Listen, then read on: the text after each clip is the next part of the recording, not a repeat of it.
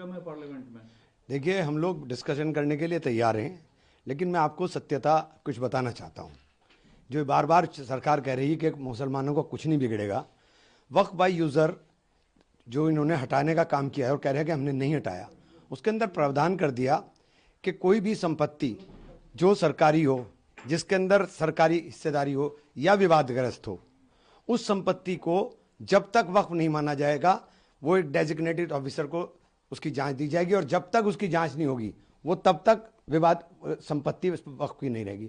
उत्तर प्रदेश सरकार ने, इससे बड़ा उदाहरण नहीं दे सकता, उत्तर प्रदेश सरकार ने 78% प्रॉपर्टी 14,500 हेक्टेयर में से लगभग 11,500 हेक्टेयर लैंड सरकारी घोषित कर दी, जिसके अंदर खानकाहें, ईदगाहें, मस्जिदें और कदीमी मस्जिदें 400-400, 500-500 साल पुरानी मस्जिदें भी शामिल हैं, उनको सरकारी संपत्ति घोषित कर दी। और अब ये अधिकार चला जाए डेजिग्नेट, इस कानून के बाद डेजिग्नेटेड ऑफिसर के पास, वो तय कब करेगा उसकी कोई समय सीमा नहीं है कि वो कब तय करेंगे। तो ये जो विवाद की स्थिति पूरे देश में खड़ी होनी है, ये बहुत खतरनाक है, और ये पूरी तरीके से संविधान के धारा 14, धारा 16, धारा 25 के ऊपर ओवरलैपिंग है, और संविधान के साथ पूरी तरीके से मजाक करने का काम किया जाए। अब जब कांग्रेस कह रही है कि इंडिया अलायंस की पार्टियां विरोध करेगी, जब जेपीसी की 80 बैठक हुई, ये जो प्रॉब्लम्स आपने गिनाई, इसको क्या जेपीसी में सब चीजें हमने गिनाई, बोलकर नहीं गिनाई, हमने लिख करके गिनाई है। हमने एक एक चीज के अंदर अपनी लिख करके गिनाई है। हमने कल भी अमेंडमेंट दिए हैं, हमने हर चीज को पूरी तरीके से लिख करके दिया है, किसी चीज को डिनाई नहीं कर सकते कि हमने नहीं दिया।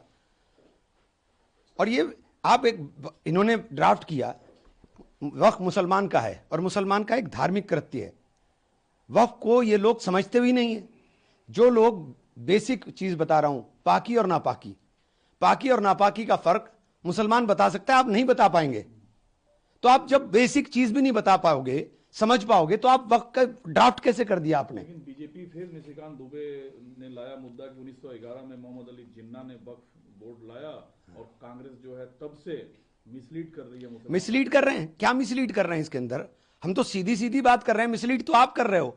आप कह रहे हो कि आप अच्छाई कर रहे हो, आपने लिमिटेशन एक्ट हटा दिया, आपने रास्ते खोल दिए कि जाकर के वक्फ की प्रॉपर्टियों पर कब्जा हो जाए, वक्फ की प्रॉपर्टियों के ऊपर उसी तरीके से आप एडवर्स पोजीशन के अंदर कोर्ट में चले जाएं।